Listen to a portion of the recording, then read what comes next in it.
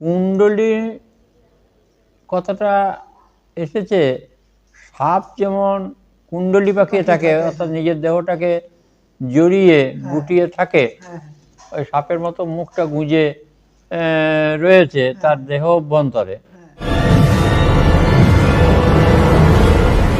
নমস্কার বন্ধুরা, আবারও একবার স্বাগত জানাই আমার সকল দর্শক বন্ধুকে।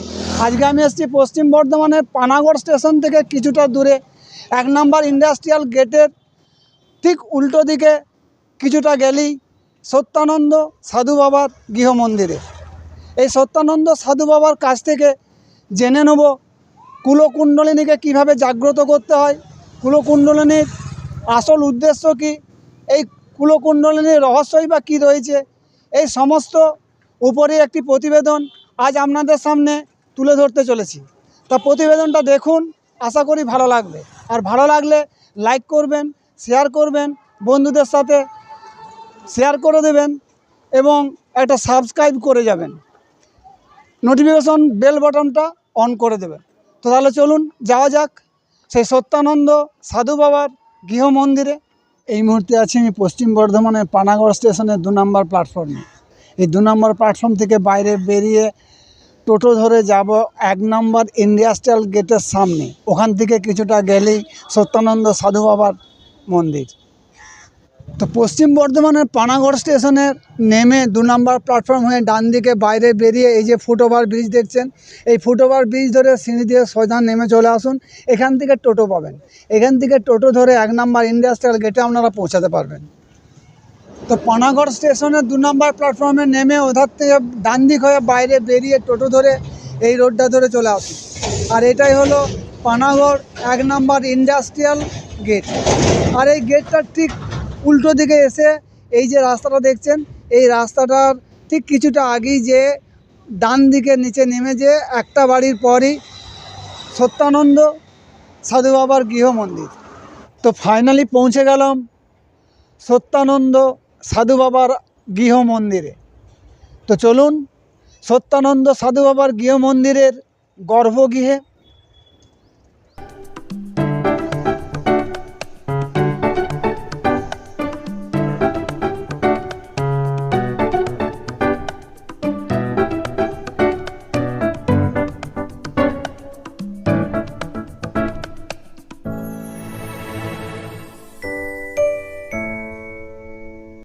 গুরুমুখী বিদ্যা, গুরুর কাছ থেকে জেনে শুনে নিয়মকানুন মেনে চলতে পারলে কুলকুণ্ডলিনী খোলা যায়।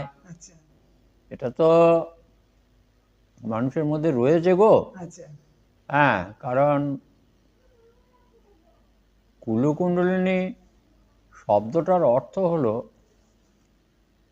কুণ্ডলী কথাটা এসেছে সাপ যেমন কুণ্ডলী পাকিয়ে থাকে, অর্থাৎ নিজের দেহটাকে জড়িয়ে গুটিয়ে থাকে, ওই সাপের মতো মুখটা গুঁজে রয়েছে তার দেহ অভ্যন্তরে।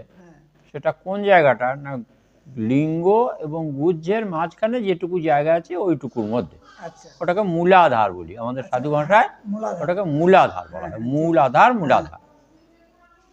তাহলে এই যে আধার শক্তি, এই আধার শক্তিটাকে ক্রমশ উপর দিকে উঠিয়ে আনতে হয়। হ্যাঁ, এই গোদা বাংলার সাধু যারা, তারা বলে না ছাঁচের জল মরকোচায় মারতে হবে। হ্যাঁ, ছাঁচের জল মরকোচায় মারা একেই বলে। হ্যাঁ হ্যাঁ,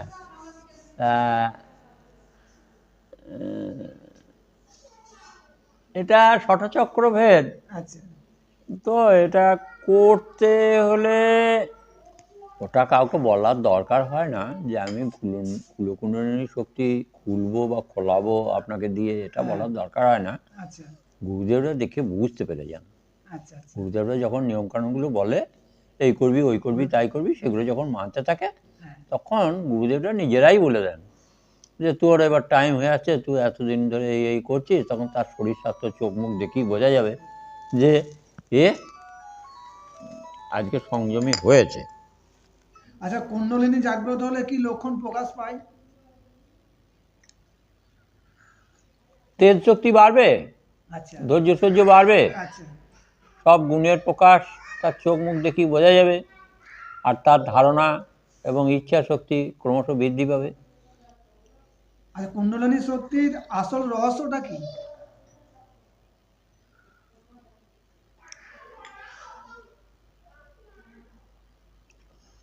একটা জ্যোতি, আচ্ছা জ্যোতিটা মূলাধার চক্রে রয়েছে, আচ্ছা সেটাকে মূলাধার থেকে স্বাধিষ্ঠান হয়ে মণিপুর, আচ্ছা মণিপুর থেকে অনাহুত, অনাহুত থেকে বিশুদ্ধাক্ষ, বিশুদ্ধাক্ষ থেকে প্রজ্ঞা, প্রজ্ঞা থেকে সহস্রার। আচ্ছা এই সপ্তম ভূমিতে আনতে হলে হ্যাঁ একবারই হয় না, এটা দীর্ঘদিন সময় লাগে। আচ্ছা, আমি তাড়াতাড়ি বলে দিচ্ছি বলে তাড়াতাড়ি হয়ে যাবে তা নয়। এমনটা নয়। না, আচ্ছা, জাগ্রত ভৈরব সাধনা সম্পর্কে কিছু বলুন।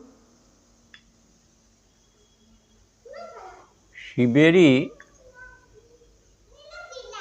একটা দিক, আচ্ছা শক্তি এবং ভাব, ভালোবাসায় হ্যাঁ সেই শক্তিটা অর্জন করতে হবে। শিব শক্তির একটা শক্তি, আচ্ছা সেই শক্তিটা ভক্ত যখন সেই শক্তিটা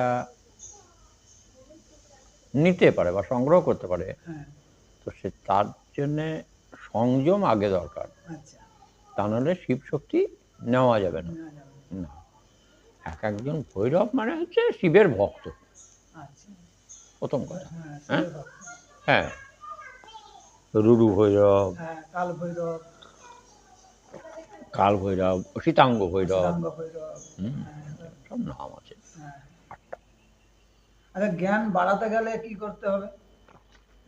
জ্ঞান বাড়াতে গেলে জ্ঞানী লোক বড় বড় কথা বলবে, হ্যাঁ আর সেই কথাগুলো নিজেকে অ্যানালিসিস করতে শিখতে হবে, আচ্ছা নিজেকে মন্থন করতে হবে, নিজেকে নিজের জ্ঞানের দ্বারা হ্যাঁ বোঝার চেষ্টা করতে হবে, জানা বোঝার চেষ্টা করতে হবে। তখন একটাকে যখন বুঝে যাবে, তখন তুমি নিজেই নিজে আনন্দভাবে হাসবে, নিজে নিজেই হাসবে। যেমন যে যাক, কেউ যখন ইংরাজি বলছে তার সাথে আমি মিশছি, আমিও তখন দেখবেন ইংরাজি বলতে শুরু করে দিয়েছি। তাতে আনন্দ হয়, আনন্দ হয়। না? হ্যাঁ, একদম। তা আনন্দটা বাড়বে। আর এই দুনিয়াতে কিছু নেওয়ার নাই আনন্দ ছাড়া, আমরা তো আনন্দের ভিখিরি, আনন্দের ভিখারি, একদম তাই না? একদম তাহলে এই দুনিয়ায় তুমি নেবেটা কি, আর নিয়েই বা যাবে কি? তার জন্য তো সচ্চিদানন্দ কথাটা বলা হয়েছে কি এমনি এমনি। এমনি এমনি, হ্যাঁ, একদম, একদম। সচ্চিদ আনন্দ, হ্যাঁ যে সবসময় সত্যটাকে ধরে রেখেছে, অনাহুতে যদি সত্যটা বসা বেঁধেছে, হ্যাঁ আর তার যদি প্রেম রস ভালোবাসা যদি থাকে, আচ্ছা তাহলে সে সচ্চিদানন্দে পৌঁছে যেতে আর তার কতক্ষণ। সব সময়ই যে আনন্দে থাকে। হ্যাঁ, তা সবসময় আনন্দে থাকতে গেলে আগে তো নিজের শরীরটাকে ঠিক করা, ঠিক করতে হবে। হ্যাঁ, ঠিক, তবে একদম। তো হবে। আর না হলে পরে ওই কী হবে, দিকভ্রান্ত হবে, এদিক ওদিক ছুটে বেড়াবে, হাত পাগলা হবে। মানুষের ভালো থাকার জন্য কিছু উপদেশ দেন না। মানুষকে ভালো থাকতে গেলে ভালো কাজ করে ভালো থাকতে হবে। হুম, সে যদি নম্র ভদ্র ধীর স্থির হয়, আচ্ছা শ্রদ্ধা ভক্তি ভালোবাসা যদি থাকে আচ্ছা তার মধ্যে, তাহলে সেইগুলোকে ভাঙিয়ে সারা জীবন খেতে পারবে, আচ্ছা। চলে যাবে। আর বাবা মাকে শ্রদ্ধা করা, শ্রদ্ধা সম্মান ভক্তি করা, হয়েছে এক কথায় বলে দিলাম, শ্রদ্ধা গুরুদেবের ভক্তি ভালোবাসা, সেটাই তোমার মধ্যে থাকলে সেটাই চারিদিকে ছড়িয়ে পড়বে, আচ্ছা, আর তখনই তুমি ভালো থাকবে। হ্যাঁ, এই জড়জগতে, হ্যাঁ, অর্থাৎ এই পৃথিবীর বুকে হ্যাঁ, মায়ের কোলে অবশ্যই ভালো থাকা যাবে, কিছুই করতে হবে না, খালি এই কটা সম্পদ তুমি নিজে নিজে এই গুণগুলো অর্জন করো। আচ্ছা, হ্যাঁ, সাধু সন্ন্যাসীর মতন কুলুকুণ্ডলী খুলতে হবে, জ্ঞানের জায়গায় গিয়ে আমাকে সর্ববিশারদ হতে হবে, তা তো কোনো কথা নেই। না, দুটো পেট ভরানোর জন্য এসেছো, আর সবাই এসে সাধুটাও মরবে, তুমিও মরবে, আচ্ছা। তো অত ঝামেলা ঝঞ্ঝালে যাওয়ার দরকার কি? দরকার কি আছে? না, তবে তো সাধারণভাবে থাকো। আচ্ছা, দীক্ষাও দেওয়া হয় তো এখান থেকে? অবশ্যই হয়। তার কি প্রসেস আছে, কি পদ্ধতি আছে, যদি ওই একটু বলেন।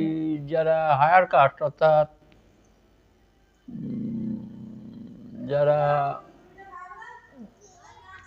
উঁচু হ্যাঁ জাতি সম্প্রদায়ের মধ্যে বলছি, হ্যাঁ তারা অভিষেক দীক্ষা নেয় আচ্ছা বা দিয়ে থাকি। আর যারা এমনি সাধারণ, হুম। তাদেরকে এমনি সাধারণ দীক্ষা দেওয়া হয়। আগের থেকে যোগাযোগ করতে হবে? যোগাযোগ তো অবশ্যই করতে হবে। 3-4 মাস আগে যোগাযোগ করতে হবে?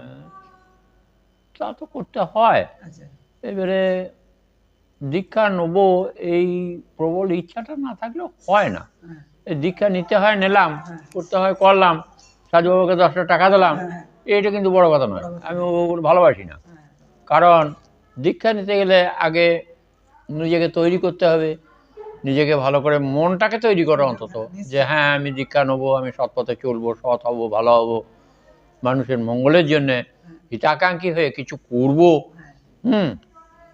আর সেই করাটা শুরু হয় গুরুর কাছ থেকে। তুমি গুরুকেই ভালোবাসলে না, বাবা মাকে ভালোবাসলে না, তা তুমি আবার কি করবে? হ্যাঁ, যে তার নিজের বাবা মাকে ভালোবাসতে পারে না, সে আবার গুরুকে কি ভালোবাসবে? গুরু তো একটা পিতা, তাহলে তাই না? যে নিজের বাবা মাকে ভালোবাসে না, সে গুরুকে ভালোবাসতেই পারে না। আমার ও অনেক দেখা আছে।